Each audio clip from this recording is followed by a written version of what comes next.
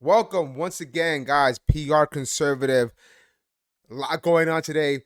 And Trump, once again, defies the naysayers. They're all wrong. The ones that claimed the sky was falling, the economy was going to crash, everything Trump claimed that he's no genius, even though he's a billionaire. They say he knew nothing about the economy.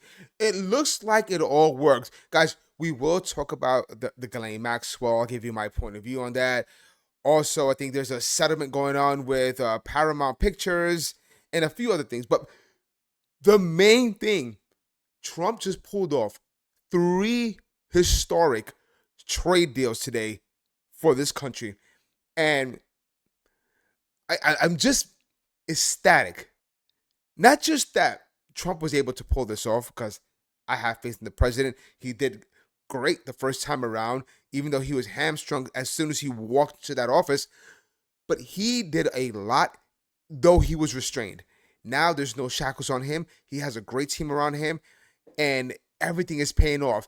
We thought the first 6 months was explosive. The next six are going to be monumental. So, three historic trade deals just kicked off today. I don't know. The liberals are probably looking for some talking points on how they can make it look bad. But how do you make this look bad? I don't know. But they will find a way. That, or they'll ignore the story, as they always do. But definitely, I think it's the Philippines, Indonesia, and the big one, Japan. Oh, liberals, I know you're mad. Look, before we get into this, liberals, why are you mad? If you love America, you shouldn't care who's making these historic trade deals. The country is going to improve. It's going to get better, and not just in the short term.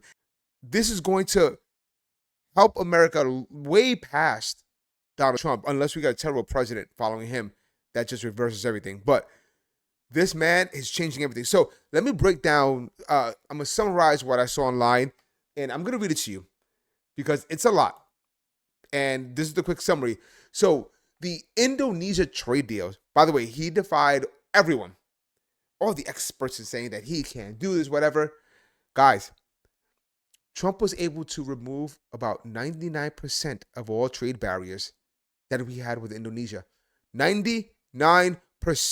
The market is open. This is, I don't even know. Again, it's not just great for us, it's great for Indonesia. These bilateral agreements and deals are amazing. You couldn't do what they want to do before, like some sort of global deal. It doesn't work like that. Every country is different. So 99% of the barriers were lifted. Indonesian products will still be tariffed at 19%. I believe they were at 32%. Trump brought them down to 19, even though before that they weren't tariffed at all, I think. So the Indonesian products will be tariffed at 19%. American products will be tariffed at zero. We're not paying any tariffs. How crazy is that? I don't even know how he did that. Like, how do you do that? He goes, listen, I'm going to tariff you. You're not tariffing me. And I guess it's this years of America being, stripped away, and they took advantage of us. He goes, listen, we need to balance it out. Maybe it's like this for a couple of years until it kind of equalizes, but we'll see. U.S. will get critical minerals. My God, this is great. And tens of billions of dollars for Boeing. Always Boeing, guys. If you have Boeing stock, please, it's just going to skyrocket. And finally, American product and energy, farm products. Finally, the farmers are they got to be busy. The farmers and energy. Guys, this is just Indonesia. I don't know what they don't have. I have yet to find anything that gives us a total of how many billions are in it. But it's gonna be a lot. I'm telling you. The Philippines, our next one.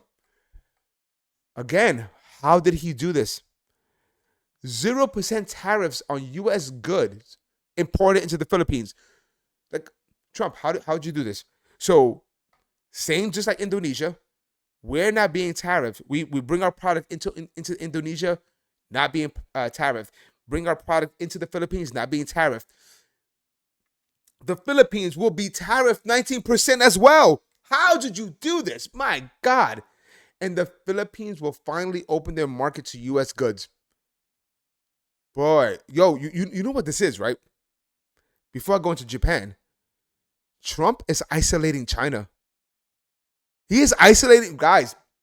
This is Trump is genius. I'm sorry. I know you guys hate to hear this, and I know sometimes he talks like a fourth grader, but the man is a genius. Not only is he exploding the American market, but he's also weakening and isolating our enemy, the one that brought that Wuhan virus into this country and into the world.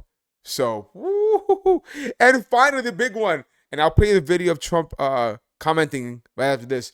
But Japan will invest a whopping $550 billion into America, creating hundreds of thousands of new jobs. And there's a reciprocal tariff of 15%. 15 when we go into their country, 15 when they import to our country. Perfect. And I think this one is great, guys. Japan will finally open their markets to our cars, trucks, rice, and other agricultural products. This is amazing. This is Trump making a quick comment on that. Let me see if I can pull it up really quick. It's always a team, but let's see what he says here. But I just signed the largest trade deal in history. I think maybe the largest deal in history with Japan. And that was done with Japan. They had their top people here, and we worked on it long and hard, and it's a great deal for everybody. I always say it has to be great for everybody. It's a great deal. A lot different from the deals in the past, I can tell you that. But we're doing really well as a country. We're strong. We have a lot of money flowing in. The tariffs are kicked in better than anybody other than me and a few of the people in the room thought could happen, Howard and Scott. And I just want to thank you. You've been unbelievable allies, because you're really allies. That's what you've been, and we appreciate it. Some were very difficult, but you got there. And some were a little bit, they had a little confidence, and they came in early, and we just appreciate everybody. And what can you say? Everything the left claimed was going to happen was wrong. Like, how does this party exist, by the way? Just before, I don't want to focus on the left that much, but how does this party continue to exist when they consistently get everything wrong? Every single time. Now it's at a point where they don't care if they're wrong or right. It's not about facts. It's just all about taking down the right, taking down Donald Trump, any leadership on the right. So they'll say whatever for hysteria and trying to get people on their side, but it's not working. And once this economy explodes before the midterms, who's going to vote against this? Who? The person who hates the right so much or hates MAGA will say, I hate them, but wow, I'm finally able to afford a home. Wow, I'm able to start a new business. Wow, I actually have savings. I have savings. You know how many people in this country barely have $1,000 in their savings? I think they said, you know what? I don't want to make up a number, but I think they said 70 to 80%. Could be wrong, but it's a high percentage of people that barely have $1,000 in their savings account in America. What we're doing, you talk about going after the 1% and the rich. What's happening now, this money is flowing into the middle class. Not just the rich. This is a middle class boom. And everything's going to equal out right now. We're not going to be rich, but we're not going to be suffering under the rules and regulations of the left and the terrible past Republicans. Thank you, Trump. Amazing job. You and your team really hit it out the park. I know you got a lot of grief, but oh my God, this is amazing. Like what else does Trump have to do to prove you wrong? Go ahead. You're always wrong. But so we got the economic win out. We got that going out, right? That's done. And as you know, everyone's freaking out about Obama. The left is trying to claim it's a distraction, even though it's not. It's not a distraction. It's nothing new. This is factual. So Trump actually made a comment today calling Obama a traitor. If you look at those papers, they have them stone cold, and it was President Obama. It wasn't lots of people all over the place. It was them too. But the leader of the gang was President Obama, Barack Hussein Obama. Have you heard of him? And except for the fact that he gets shielded by the press for his entire life, that's the one they look. He's guilty. It's not a question. You know, I like to say, let's give it time. It's there. He's guilty. This was treason. This was every word you can think of. They tried to steal the election. They tried to obfuscate the election. They did things that nobody's ever even imagined, even in other countries. Yep. You've seen some pretty rough countries. This man has seen some pretty rough countries, but you've never seen anything like it. And we have all of the documents.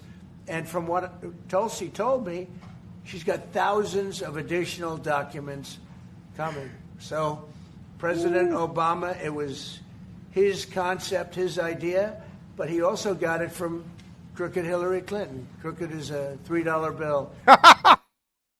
Sorry. I'm sorry. Crooked as a $3 bill. Only Trump could just be serious and say something hilarious as that. I'm sorry. But listen, Obama, this administration does not seem like the 2016 weak one. It looks like there's going to be accountability. Whether it's Obama or not, I don't know, but someone is going to go down. And shout out, by the way, before I talk about this, I just want to say thank you, Democrats. Thank you for giving us Tulsi Gabbard.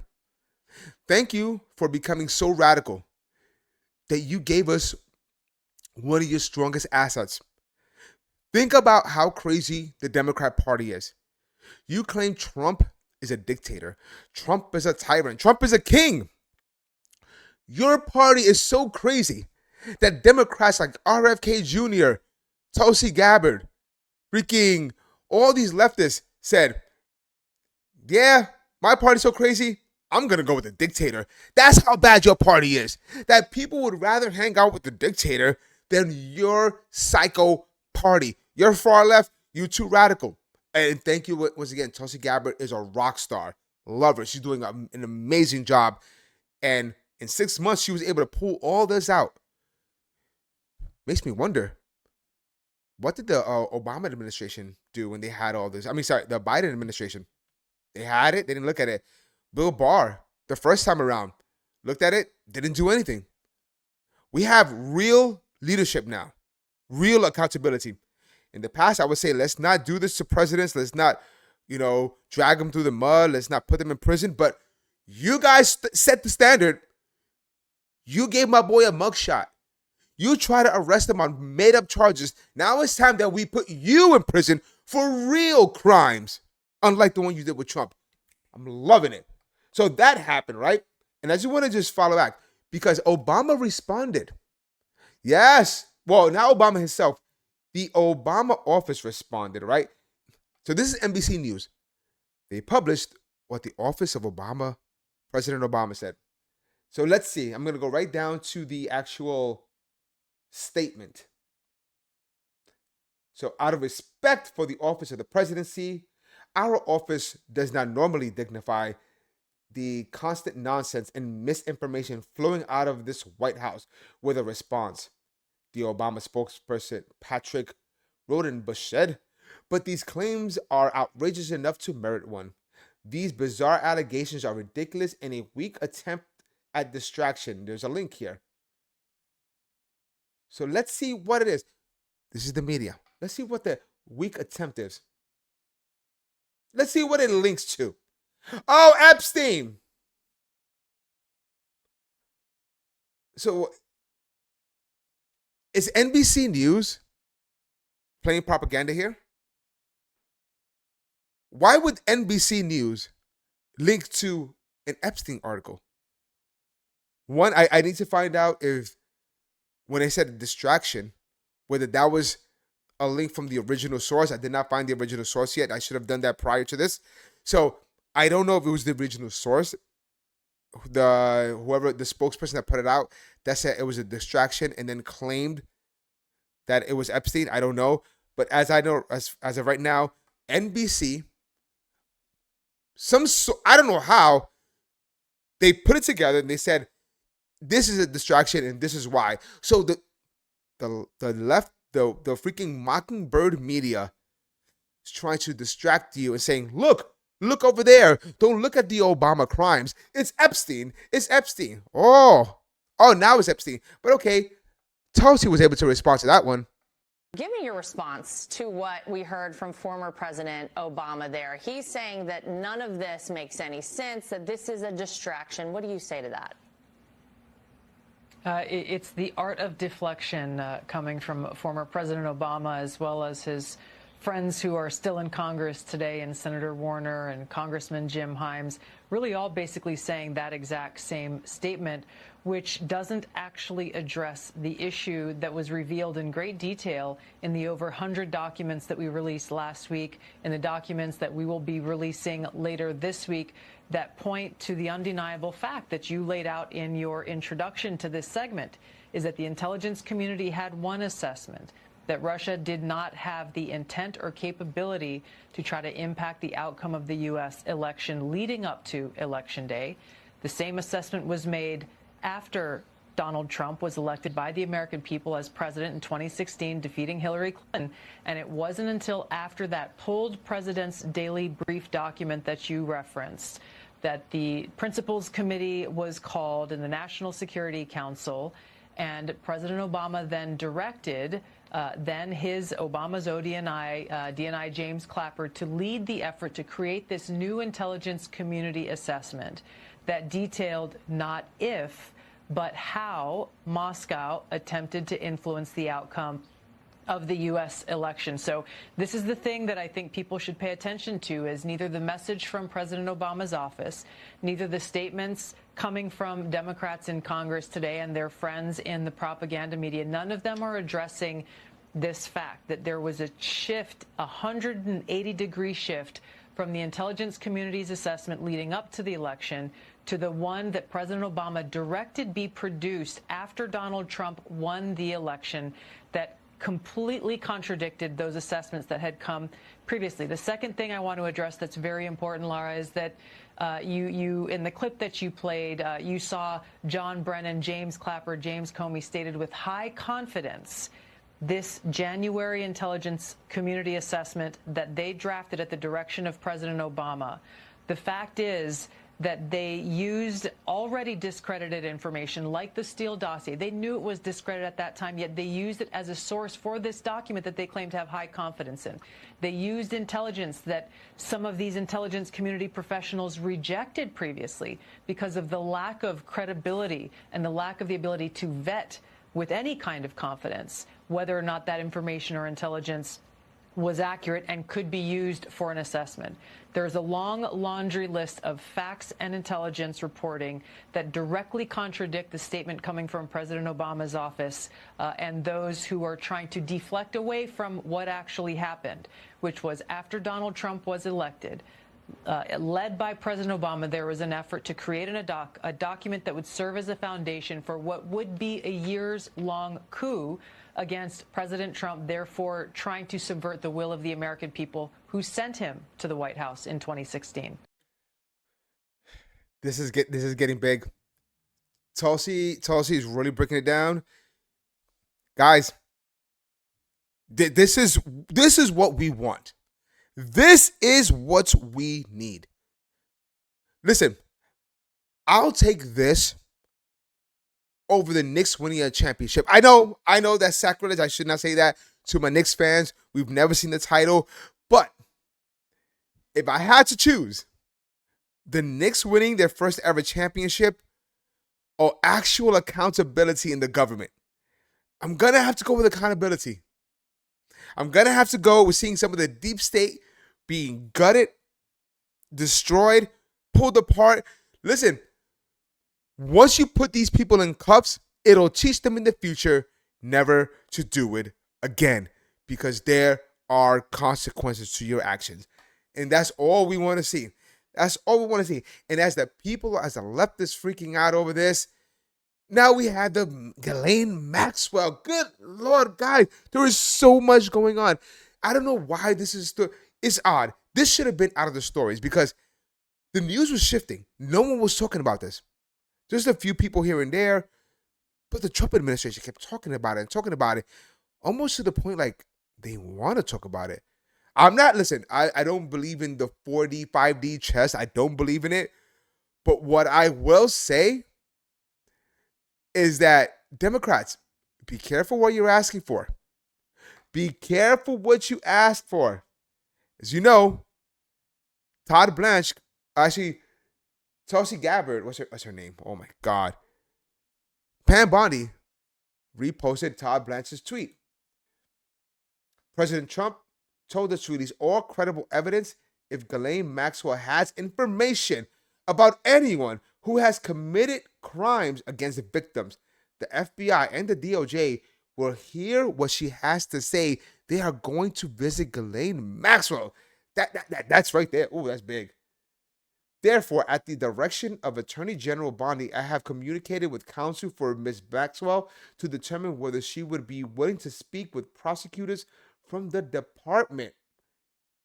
I anticipate meeting with Ms. Maxwell in the coming days. Democrats, you asked for this. You asked for this. It's odd. The Democrats didn't talk about Epstein ever. Ever. Suddenly, there was some sort of shift. They saw that MAGA was fighting amongst each other, so they decided to jump in. Now you jumped in. Now you want the Epstein files because for some reason you believe Trump is in it and there's some fake news coming out and they're regurgitating old video clips and old talking points that is not even worth the dignity to even acknowledge. And now you're in a trap. Because everyone said, who has the most information? The gatekeeper, Ghislaine Maxwell. This is the left was like, why is she in jail? Why can't she talk? She needs to talk. She'll implicate Trump. Trump said, okay, go ahead. Actually, Trump said he didn't even know. So the Attorney General is going to go reach out to them. By the way, this is more transparency on Epstein than ever. Just so you guys know, Epstein has been living in the shadows for decades, committing crimes in the shadows for decades. Even when he was arrested and lost his life, he was protected by the deep state within both governments, both the Republican and the Democrat government. Right now, there are people trying to hide information, I guarantee you, within the deep state. Don't forget, when they raided his home and they went through his home and they opened up the safe, what happened? He had information there. Suddenly, the hard drives and documents were missing, okay? During the raid, or whatever you want to call it, when they were going through his home. So I believe a lot of incriminating evidence that you people claim is out there is not out there. It doesn't exist. I think it's all gone. But Ghislaine Maxwell will be speaking to the Department of Justice. Let's see how that unfolds. But what I will say, and I do know this is going to happen, and the left is already laying the groundwork. They're saying, oh, you know that they're going to omit anything about Trump. They're going to blackmail her. They're going to pressure her. So if anything comes out of it, it's not real. They're already laying the groundwork, so it doesn't matter. They asked for Ghislaine Maxwell. They're going to get it. And when they get it, they're not going to like the response because it's not what they want. It's part, once again, of the liberal cult.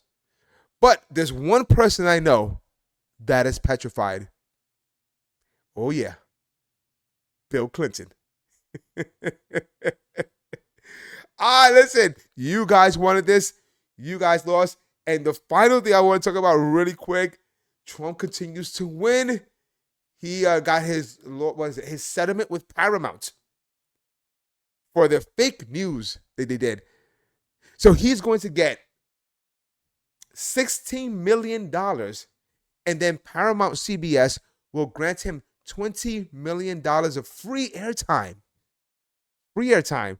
Oh my God. So just before we go, I'm going to remind you why they got sued. But it seems that Prime Minister Netanyahu is not listening. Well, Bill, The work that we have done has resulted in a number of movements in that region by Israel that were very much prompted by or a result of many things, including our advocacy for what needs to happen in the region. But it seems that Prime Minister Netanyahu is not listening. We are not going to stop pursuing what is necessary for the United States to be clear about where we stand on the need for this war to end. That was pathetic. That's why they lost, because Operation Mockingbird did what they had to do to try to protect her and the Democrat Party. They did not want him to win. Again, this is nothing new. 90% of the media, over 90% of the media, is negative against Trump. That's it. They hate him so much. They hate the right so much that they will openly lie. This is why most of the left are brainwashed. You can't really have a common sense conversation with them because, believe it or not, they haven't heard any of this truth. So when we speak it to them, they're confused. And I get it. So with that being said, guys, it's nothing but winning for Trump, nothing but winning for America. Keep pushing forward. Guys, thank you once again. PR Conservative. I'll see you tomorrow.